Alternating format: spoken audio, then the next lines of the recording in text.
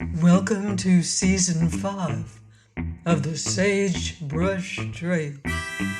I'm Mardell, and this season we return to the frozen north in the greatest dog story ever written,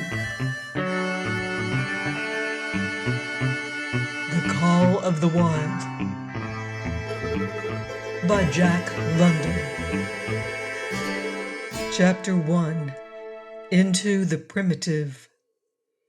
Buck did not read the newspapers, or he would have known that trouble was brewing, not alone for himself, but for every tidewater dog strong of muscle and with warm long hair, from Puget Sound to San Diego, because men, groping in the Arctic darkness, had found a yellow metal, and because steamship and transportation companies were booming the find. Thousands of men were rushing into the Northland. These men wanted dogs, and the dogs they wanted were heavy dogs with strong muscles by which to toil, and furry coats to protect them from the frost. Buck lived at a big house in the sun-kissed Santa Clara Valley. Judge Miller's place, it was called. It stood back from the road, half hidden among the trees, through which glimpses could be caught of the wide, cool veranda that ran around its four sides.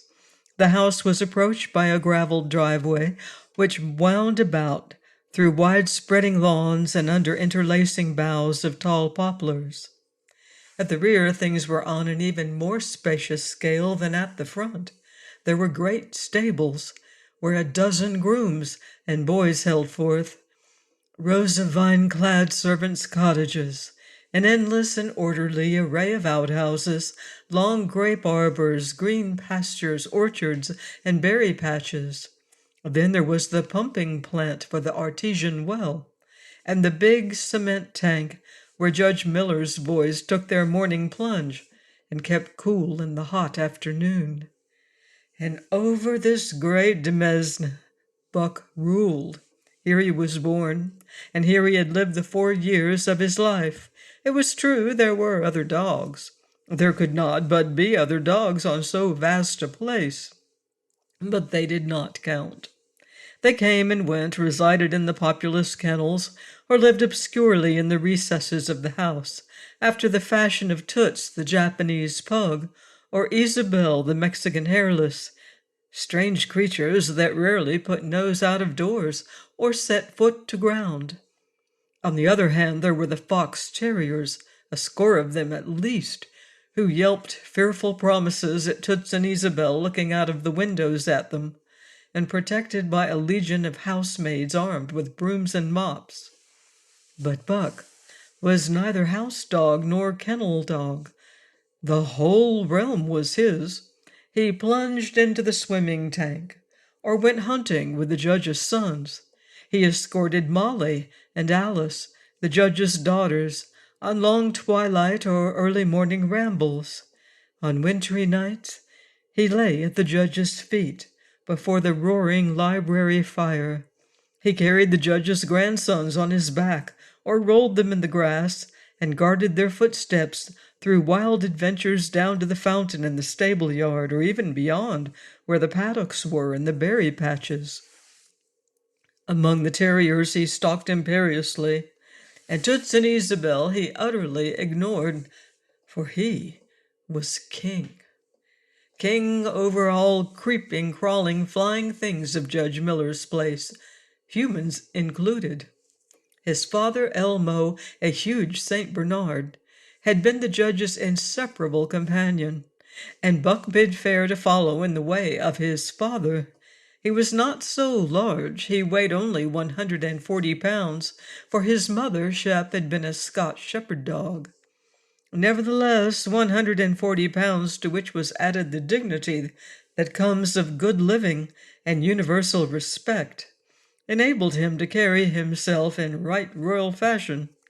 During the 4 years since his puppyhood, he had lived the life of a sated aristocrat. He had a fine pride in himself, was even a trifle egotistical, as country gentlemen sometimes become, because of their insular situation, but he had saved himself by not becoming a mere pampered house dog. Hunting and kindred outdoor delights had kept down the fat and hardened his muscles, and to him, as to the cold tubbing races, the love of water had been a tonic and a health preserver. And this was the manner of dog Buck was in the fall of 1897, when the Klondike strike dragged men from all the world into the frozen north. But Buck did not read the newspapers, and he did not know that Manuel, one of the gardener's helpers, was an undesirable acquaintance. Manuel had one besetting sin. He loved to play Chinese lottery. Also in his gambling, he had one besetting weakness, faith in a system. And this made his damnation certain, for to play a system requires money, while the wages of a gardener's helper do not lap over the needs of a wife and numerous progeny. The judge was at a meeting of the Raisin Growers Association, and the boys were busy organizing an athletic club on the memorable night of Manuel's treachery. No one saw him and Buck go off through the orchard, on what Buck imagined was merely a stroll. And with the exception of a solitary man, no one saw them arrive at the little flag station known as College Park. This man talked with Manuel, and money chinked between them. "You might wrap up the goods before you deliver 'em," the stranger said gruffly, and Manuel doubled a piece of stout rope around Buck's neck under the collar. "Twist it, you'll choke 'em plenty," said Manuel, and the stranger grunted a ready affirmative. Buck had accepted the rope with quiet dignity. To be sure, it was an unwanted performance, but he had learned to trust in men he knew, and to give them credit for a wisdom that outreached his own. But when the ends of the rope were placed in the stranger's hands, he growled menacingly. He had merely intimated his displeasure, in his pride believing that to intimate was to command. But to his surprise, the rope tightened around his neck, shutting off his breath. In quick rage he sprang at the man who met him halfway, grappled him close by the throat, and with a deft twist threw him over on his back. Then the rope tightened mercilessly, while Buck struggled in a fury, his tongue lolling out of his mouth and his great chest panting futilely. Never in all his life had he been so vilely treated, and never in all his life had he been so angry. But his strength ebbed, his eyes glazed, and he knew nothing when the train was flagged, and the two men threw him into the baggage car.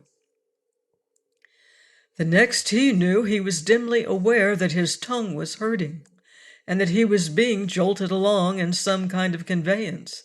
The hoarse shriek of a locomotive whistling a crossing told him where he was. He had traveled too often with the judge not to know the sensation of riding in a baggage car. He opened his eyes, and into them came the unbridled anger of a kidnapped king. The man sprang for his throat, but Buck was too quick for him. His jaws closed on the hand, nor did they relax till his senses were choked out of him once more. "Yeah, he has fits," the man said, hiding his mangled hand from the baggage man, who had been attracted by the sounds of struggle. "I'm taking him up for the boss, to Frisco. A crack dog doctor there thinks he can cure him." Concerning that night's ride, the man spoke most eloquently for himself in a little shed back of a saloon on the San Francisco waterfront. "And all I get is $50 for it," he grumbled, "and I wouldn't do it over for 1,000 cold cash." His hand was wrapped in a bloody handkerchief, and the right trouser leg was ripped from knee to ankle. "How much did the other mug get?" the saloon keeper demanded. "100, was the reply. "I wouldn't take a sou less, so help me." "That makes 150, the saloon keeper calculated. And he's worth it, or I'm a squarehead." The kidnapper undid the bloody wrappings and looked at his lacerated hand. "If I don't get the hydrophobia, it'll be because you was born to hang," laughed the saloon keeper. "Here, lend me a hand before you pull your freight," he added. Dazed, suffering intolerable pain from throat and tongue, with the life half throttled out of him, Buck attempted to face his tormentors, but he was thrown down and choked repeatedly till they succeeded in filing the heavy brass collar from off his neck. Then the rope was removed and he was flung into a cage-like crate. There he lay for the remainder of the weary night, nursing his wrath and wounded pride. He could not understand what it all meant. What did they want with him, these strange men? Why were they keeping him pent up in this narrow crate? He did not know why, but he felt oppressed by the vague sense of impending calamity. Several times during the night he sprang to his feet when the shed door rattled open, expecting to see the judge, or the boys at least. But each time it was the bulging face of the saloon keeper that peered in at him by the sickly light of a tallow candle, and each time the joyful bark that trembled in Buck's throat was twisted into a savage growl. But the saloon keeper left him alone, and in the morning 4 men entered and picked up the crate. More tormentors, Buck decided, for they were evil-looking creatures, ragged and unkempt, and he stormed and raged at them through the bars. They only laughed and poked sticks at him, which he promptly assailed with his teeth till he realized that that was what they wanted, whereupon he lay down sullenly and allowed the crate to be lifted into a wagon. Then he, and the crate in which he was imprisoned, began a passage through many hands. Clerks in the express office took charge of him. He was carted about in another wagon. A truck carried him with an assortment of boxes and parcels upon a ferry steamer. He was trucked off the steamer into a great railway depot, and finally he was deposited in an express car. For 2 days and nights, this express car was dragged along at the tail of shrieking locomotives, and for 2 days and nights Buck neither ate nor drank. In his anger, he had met the first advances of the express messengers with growls, and they had retaliated by teasing him. When he flung himself against the bars, quivering and frothing, they laughed at him and taunted him.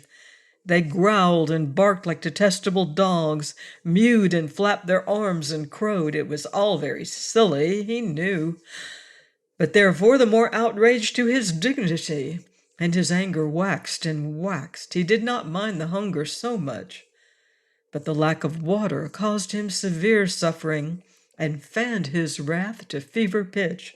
For that matter, high-strung and finely sensitive, the ill treatment had flung him into a fever, which was fed by the inflammation of his parched and swollen throat and tongue. He was glad for one thing the rope was off his neck. That had given them an unfair advantage, but now that it was off, he would show them they would never get another rope around his neck. Upon that he was resolved. For 2 days and nights he neither ate nor drank, and during those 2 days and nights of torment, he accumulated a fund of wrath that boded ill for whoever first fell foul of him. His eyes turned bloodshot, and he was metamorphosed into a raging fiend. So changed was he that the judge himself would not have recognized him, and the express messengers breathed with relief when they bundled him off the train at Seattle. 4 men gingerly carried the crate from the wagon into a small, high-walled backyard. A stout man with a red sweater that sagged generously at the neck came out and signed the book for the driver. That was the man, Buck divined, the next tormentor, and he hurled himself savagely against the bars.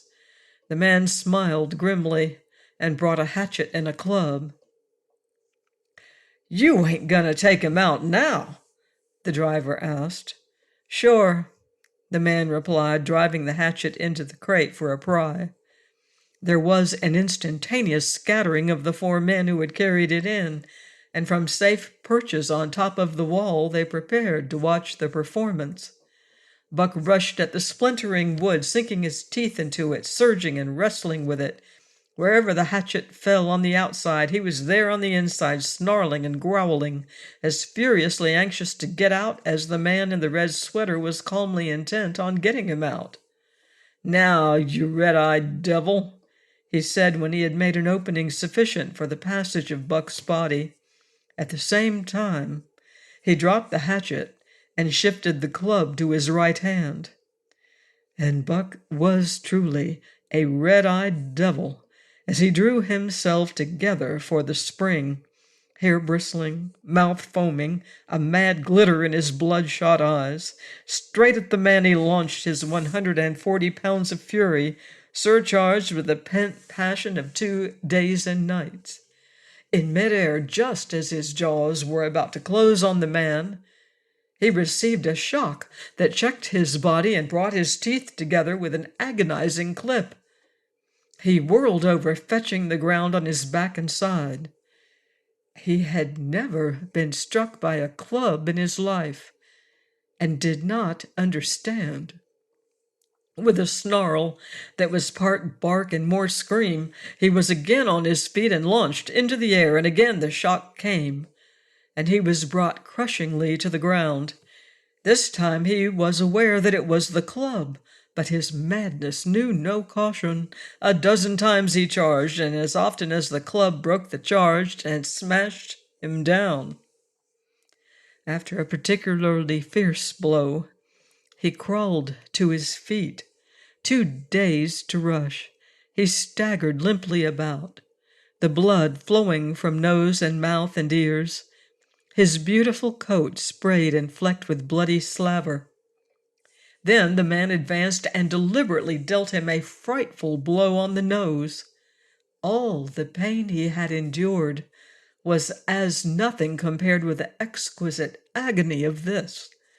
With a roar that was almost lion-like in its ferocity, he again hurled himself at the man. But the man, shifting the club from right to left, coolly caught him by the underjaw, at the same time wrenching downward and backward. Buck described a complete circle in the air and half of another, then crashed to the ground on his head and chest. For the last time he rushed.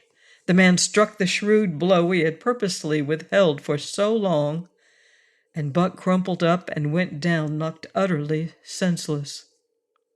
"He's no slouch at dog breaking, that's what I say," one of the men on the wall cried enthusiastically. "Druther break cayuses any day and twice on Sundays," was the reply of the driver as he climbed on the wagon and started the horses. Buck's senses came back to him, but not his strength. He lay where he had fallen, and from there he watched the man in the red sweater. "Answers to the name of Buck," the man soliloquized, quoting from the saloon-keeper's letter, which had announced the consignment of the crate and contents.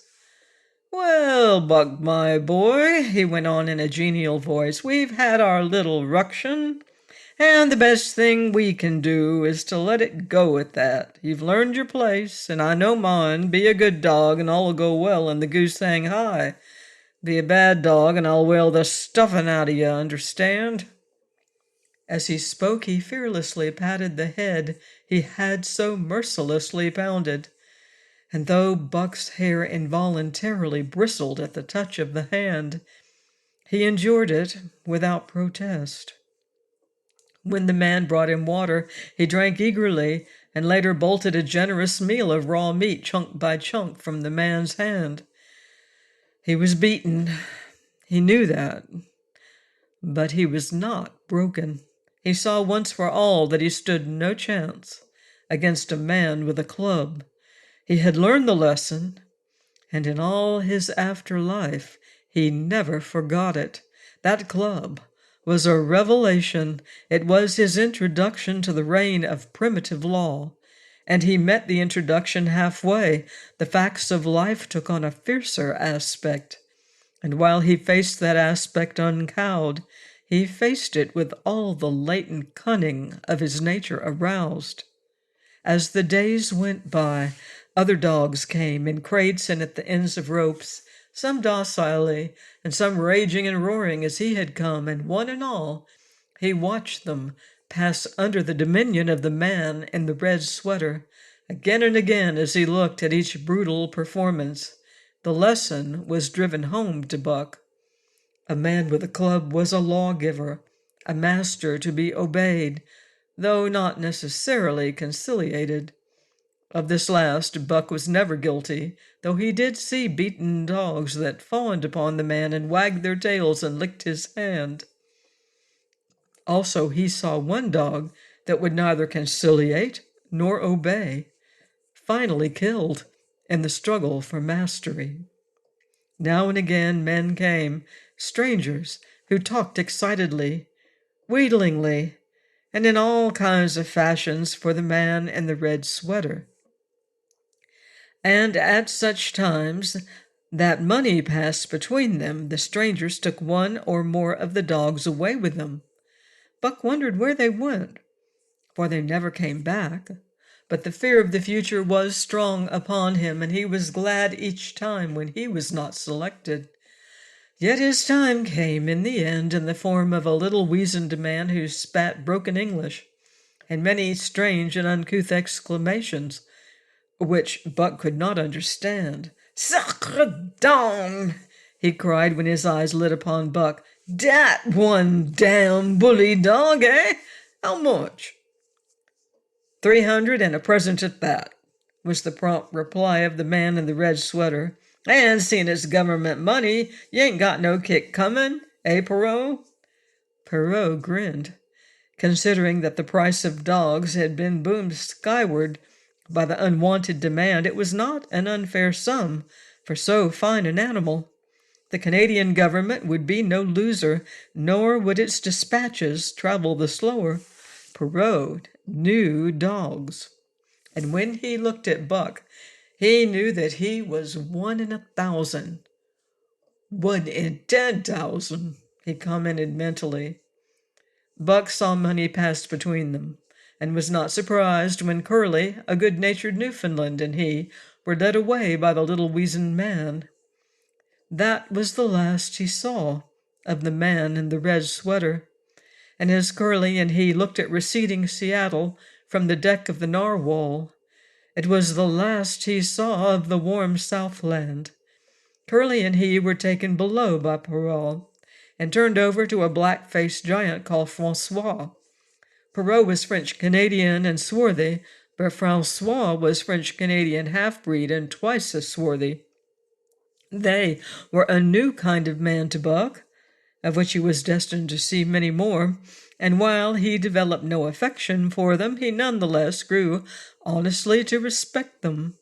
He speedily learned that Perrault and Francois were fair men, calm and impartial in administering justice, and too wise in the ways of dogs to be fooled by dogs. In the 'tween decks of the narwhal, Buck and Curly joined 2 other dogs. One of them was a big snow-white fellow from Spitzenbergen, who had been brought away by a whaling captain, and who had later accompanied a geological survey into the Barrens. He was friendly, in a treacherous sort of way, smiling into one's face, the while he meditated some underhand trick, as for instance when he stole from Buck's food at the first meal. As Buck sprang to punish him, the lash of Francois's whip sang through the air, reaching the culprit first, and nothing remained to Buck but to recover the bone. That was fair of Francois, he decided, and the half-breed began his rise in Buck's estimation. The other dog made no advances nor received any. Also, he did not attempt to steal from the newcomers. He was a gloomy, morose fellow, and he showed Curly plainly that all he desired was to be left alone, and further that there would be trouble if he were not left alone. Dave he was called, and he ate and slept or yawned between times and took interest in nothing, not even when the narwhal crossed the Queen Charlotte Sound and rolled and pitched and bucked like a thing possessed. When Buck and Curly grew excited, half wild with fear, he raised his head as though annoyed, favored them with an incurious glance, yawned, and went to sleep again. Day and night the ship throbbed to the tireless pulse of the propeller, and though one day was very like another, it was apparent to Buck that the weather was steadily growing colder. At last, one morning, the propeller was quiet, and the narwhal was pervaded with an atmosphere of excitement. He felt it, as did the other dogs, and knew that a change was at hand. Francois leashed them and brought them on deck. At the first step upon the cold surface, Buck's feet sank into a white, mushy something very like mud. He sprang back with a snort. More of this white stuff was falling through the air. He shook himself, but more of it fell upon him. He sniffed it curiously, then licked some up on his tongue. It bit like fire, and the next instant was gone. This puzzled him. He tried it again with the same result. The onlookers laughed uproariously, and he felt ashamed. He knew not why, for it was his first snow. Please join me next time and find out what happens next. In The Call of the Wild by Jack London, here on the Sagebrush Trail.